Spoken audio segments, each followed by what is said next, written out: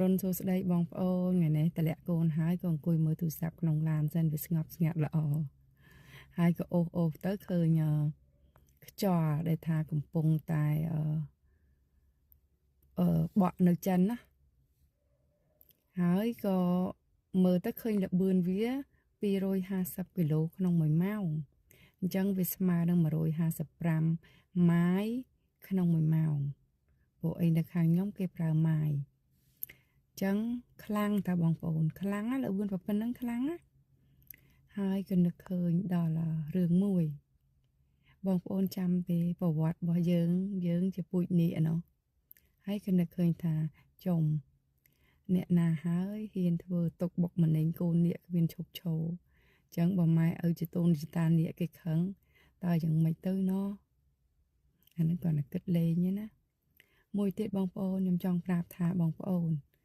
ក្នុងយុគ9នេះណាពិតជាបុណ្យនិងបាបឲ្យផលលឿនមែនហើយកុំភ្លេចបងប្អូនសួរថាបុណ្យនិងបាបនឹងមួយណាឈ្នះបុណ្យឈ្នះបងប្អូនជឿចោះហើយមួយទៀតបងប្អូនខ្ញុំសុំចិត្តបងប្អូនណាបើសិនជាខ្យល់នឹងបានធ្វើដំណើរ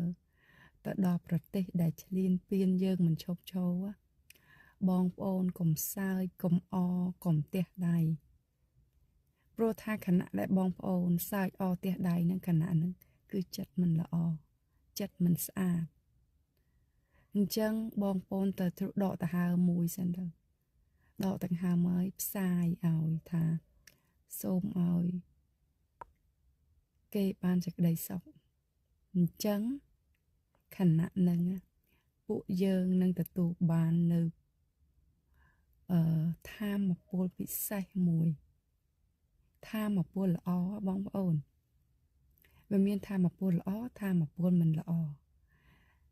បាបវាដូចជាធម៌ពលមួយដែលយើងមិនឃើញតែធម៌ពលមិនល្អតែតួបុណ្យជាធម៌ពលល្អអញ្ចឹងទឹកចិត្តដែលយើងអហោសកម្មខមាទោសគេហ្នឹងមិនងាយមនុស្សណាដែលអាចធ្វើបានទេបងប្អូនតែបើបងប្អូនទាំងអស់គ្នាអាចធ្វើបានណាពួកយើងនឹងបានទទួលនៅធម៌ពលពិសេសហើយមនុស្សណាដែលតែងតែមេត្តាចំពោះសត្វសត្វមេត្តាចំពោះតែសត្រូវដែលនឹងប៉ុនប៉ងសម្រាប់យាយីយើងហើយយើងនៅអាចអហោសកម្មនៅតែអាចមានមេត្តាបន់ឲ្យគេបានសេចក្តីសុខនឹងគឺជាកម្ពុជាចិត្តមនុស្សណាដែលមានចិត្តនឹង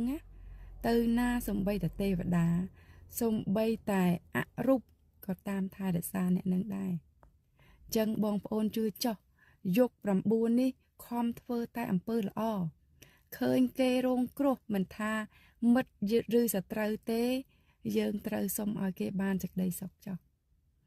ហើយនៅពេលដែលយើងសុំឲ្យគេបានសេចក្តីសុខសេចក្តីសុខនោះនឹងត្រឡប់មកបងប្អូនខ្លួនឯងវិញចឹងថ្ងៃហ្នឹងមានតែប៉ុណ្្នឹងទេបងប្អូនសូមឲ្យពុកម៉ែបងប្អូនទាំងអស់គ្នាបានសុខសប្បាយគ្រប់ពេលវេលាសូមឲ្យពួកយើងឈ្នះគ្រប់ពេលវេលាជានិច្ចនិរន្តរ៍សូមអរគុណ